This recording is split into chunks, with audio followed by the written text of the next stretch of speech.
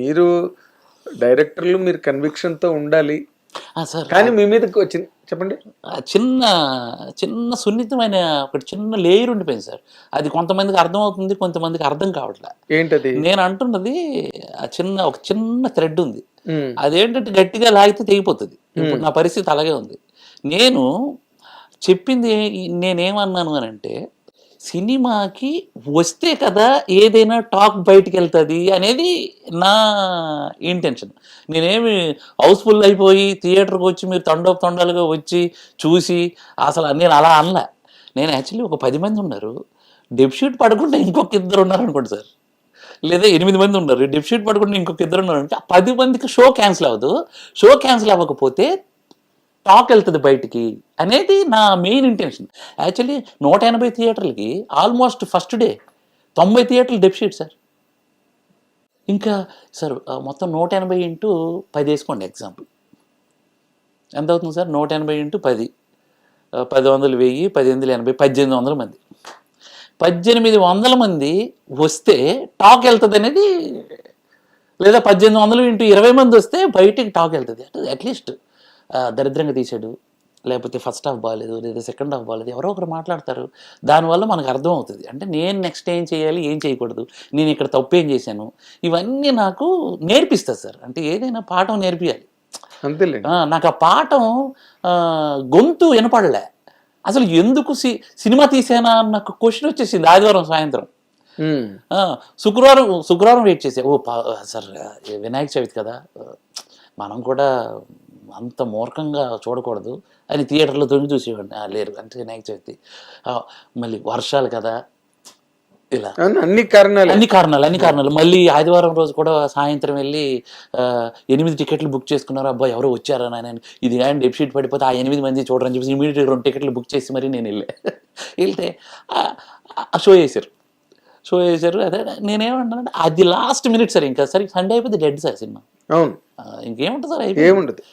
Monday చూడరు, Tuesday చూడరు, అయిపోయింది. సండేతో ఫినిష్ అండి. సండేతో ఫినిష్. ఎంత పెద్ద సినిమా అయినా మన దిల్ రాజు గారు ఒక ఇంటర్వ్యూలో కూడా చెప్పారు అన్నమాట, ఆ 3 రోజులు అయిపోయిన తర్వాత అంతే అయిపోయింది. సోమవారం నుంచి మళ్ళీ ఆవిడ గొడవలు వాళ్ళు పడిపోతారు, ఇంకో ప్రాజెక్ట్ వర్క్ లోకి వెళ్ళిపోతారు. ఎగ్జాక్ట్ అంతే. ఇంక డెడ్ అయిపోయిన మూమెంట్ లోనే నేను వరస్ట్ అయిపోయా.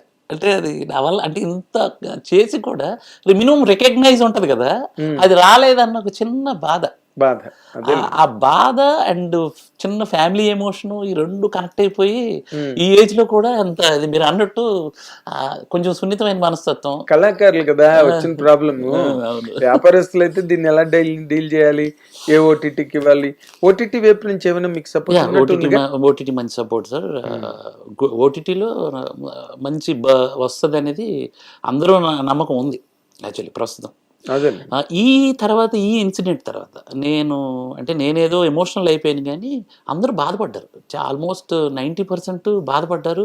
ఫోన్లు చేసి ఒక్కొక్కరు 5 నిమిషాలు నాకు బలంగా ఉండాలి, ధైర్యంగా ఉండాలి, ఇవన్నీ చెప్తున్నారు. అసలు మారుతి గారిని కలిసారా మీరు సినిమా తర్వాత? ఆయన షూటింగ్ లో ఉన్నారు, గ్రీస్లోనే ఎక్కడో ఉన్నారు. గ్రీస్లో ఉన్నారు. మెసేజ్ పెడితే నేను చెప్తే ఏం లేదు, చూడు అందరూ ఇప్పుడు ఏంటిది త్రిబాణధారి బార్బరికి మాకు ఎవరికి తెలియదు అంటున్నారు. చిన్న చివట్లు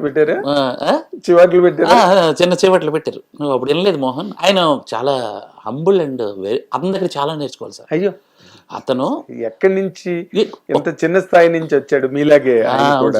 ఆయన ఒక మాట అన్నాడు సార్, వినిపిస్తారు సార్, ఇది ఇలా ఉంటది మనం ఈ ఏజ్ కి అర్థం చేసుకోవాలి, లేదా మనకున్న ఏజ్ కి మెచ్యూరిటీ సంబంధం లేదండి.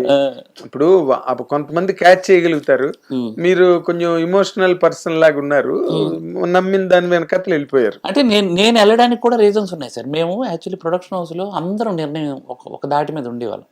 నేను ఏదైనా ఫోర్స్బుల్ గా చేశాను, కొన్ని వాటికి అందరూ నిర్ణయం తీసుకోవాలి. ఎందుకంటే సార్ డబ్బులు పెట్టే వాళ్ళ నిర్ణయాలు కూడా చాలా అవసరం.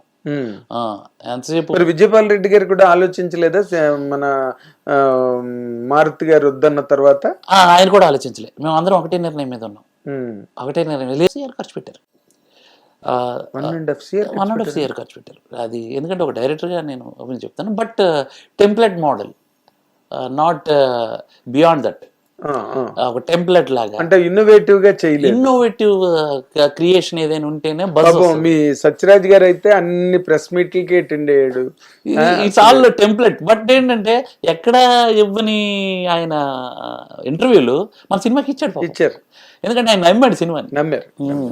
అంటే మీరు ఉదయ్ భాన్ గారి క్యారెక్టర్ ని ఇంకొంచెం కరెక్ట్ గా మౌల్డ్ చేస్తుంటే బాగుండేదేమో అన్నది నేను నా రివ్యూలో కూడా చెప్పాను. నేను అది అవును సార్, అవును. ఉదయ్ భాన్ గారు లాంటి ఒక మాస్ పుల్లర్ని పెట్టుకున్న తర్వాత ఆవిడ ఏదో అలా ప్రజెంట్ చేసి అలాగ ఎండ్ చేశారు.